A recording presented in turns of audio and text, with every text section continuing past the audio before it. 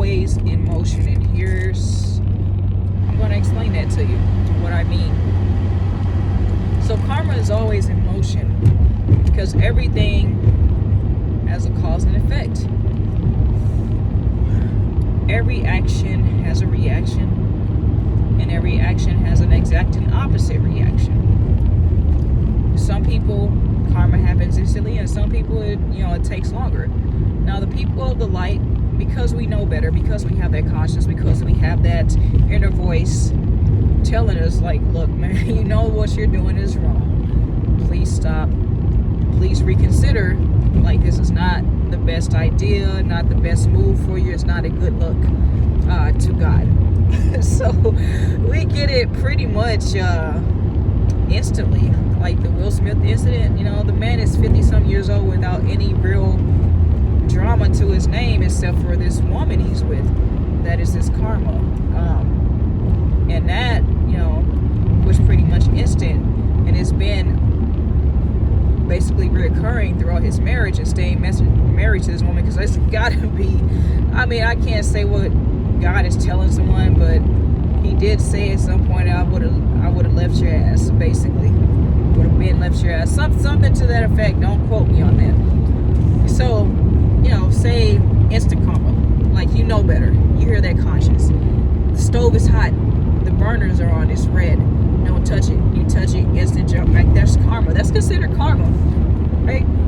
And people who, they're so used to not listening to their conscience, and so used to neglecting it and saying, away with you, basically.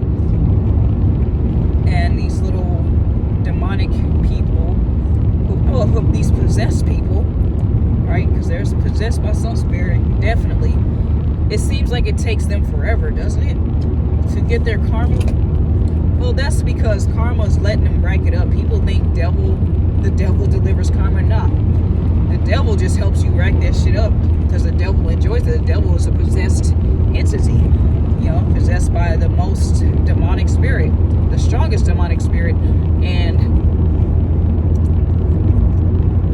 that's what it lives for. That's what that demon lives for, is to help you rack up your karma, to tempt you, to urge you to keep going in the wrong direction, so that you're so far down your path that it feels like you will never make it back to God. So that's why it takes karma so long to get back to them, because they're busy racking that shit up. As far as us, we don't get to, and we experience it much harder, basically, than they do, in that instance, because it's just like, man, God is, has us under his God's protection, and we still went and touched the hot stove, basically. So, like that slap that everybody keeps talking about, I was trying to avoid it, but it's a good example. It's been a good example on some of my post on my Facebook page, actually. Perfect example of karma. So Chris Rock, he told a joke, it was verbal, it manifested verbal.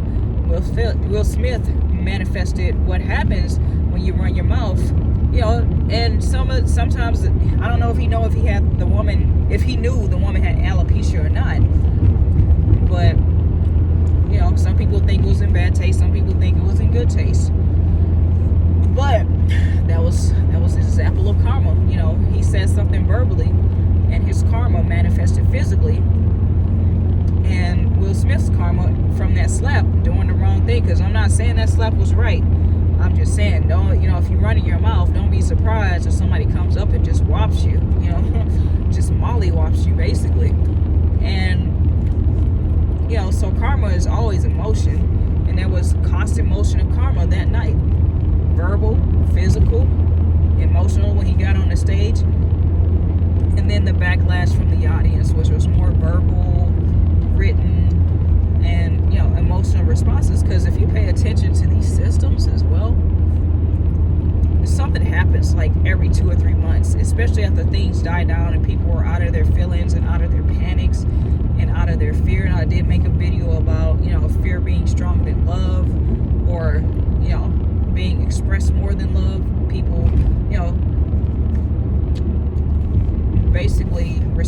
fear more than love. So what's the strongest emotion? Fear. At the moment, love is the strongest emotion, but people are afraid of love because of a fear of what happens when you love someone or you love the wrong people. So many horror stories, right? So karma is she's always moving. And, they call her a bitch, but she's just fair. And nobody, people like when things are fair, but they're going good. People hate when things are fair, but things are going bad. And I can attest to that. But I keep my mouth shut and I just get through it most of the time. I've learned to bridle my tongue a little better. Actually, I've always known how to bridle my tongue in whatever the situation, but my thought processes have been cleaned up significantly. As far as and why, woe is me type stuff. And I've honestly never even been that type of person. I've just been like, I'll get in a dark place, like, man, I should just slip to the other side, but not for long. But that doesn't even cross my path anymore because I know what it's all for. I see God's purpose, and that is my karma. That I'm happy even when things are going like south, like bad south. Like it looks treacherous, looks terrible, horrendous, but it doesn't look that way to me. It just looks that way from the outside looking in, like, oh, she's really going through it. But sometimes I do get into that mental space, but I've come right out of it when I'm like, nope, this is what was ordained, and this is what you need to go through this is what you have to go through, and God will get you through it. And you don't have to worry because you just go through the motions and you follow that voice and that conscious, and place your burdens at that door. And because when you worry, you're just picking up burdens. What are you picking up burdens for? Why are you adding weight, to your run, to your journey, that you don't need? You're carrying this baggage at this point. They say travel light.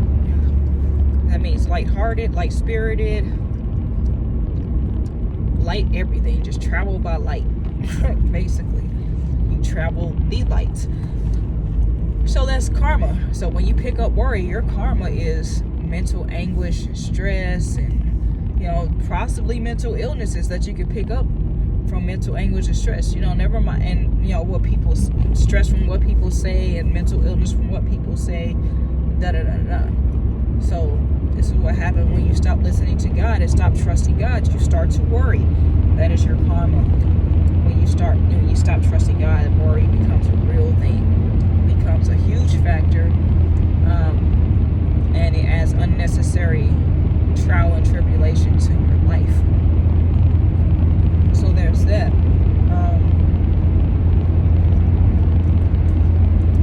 Or say, like marriage, at your wedding or before the wedding or sometime between dating and marriage, something told you, that this wasn't the right person, this wasn't the one.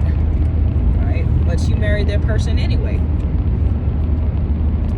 and that person decides to use and abuse, or whatever it is that leads you to wanting to be a divorce, that leads you to wedded discomfort, basically dis-ease. Is what is disease but dis-ease? I'm pretty sure some of y'all have heard that before. Dis-ease, that's what it is. You're not at ease with something. You're not at ease with this person, their spirit, and they've turned into, they've done a whole Jekyll and Hyde on you. They did a full 360 on you in a matter of probably months or a couple years, because this wasn't the person that you thought you married. They're the person you married, all right. They're just not the person you thought you married. You were hoodwinked, bamboozled, but were you really? You just decided to go against God. So now your karma is that you're stuck with this person, or even if they grant you the divorce, paperwork, depending on what country you're in, all kinds of hassle, and say this person. Sometimes, a lot of times, divorce, especially in America, it gets nasty, and that's why we're at more than 85% divorce rate, basically. it gets nasty. So that is your karma, is that you didn't listen to God and walk away the many times that God probably told you to, that you were told to. And now you get many years of this toxicity, whatever that may be, or many years of these bills that you have accumulated just by staying with someone, and they decided they wanted to make it nasty: alimony, child support, whatever else, heartache on all levels. So karma comes in multitudes, but it's still fair. It doesn't make it not fair. It just means that you collected interest on disobedience. That's all you did. So yeah, I just wanted to leave you guys with that video. Hopefully you understood it. Hopefully it resonated. Like, share, subscribe. And I hope you guys enjoyed it, and hopefully you got some edification from it. With that, I leave you. Drink plenty of water, eat your roots, heal properly. Make sure you make the world know what you're worth. You tell the world what you're worth. Don't let them tell you. And most importantly, life is too short to mind other people's business, so it's best that you mind your own. Peace.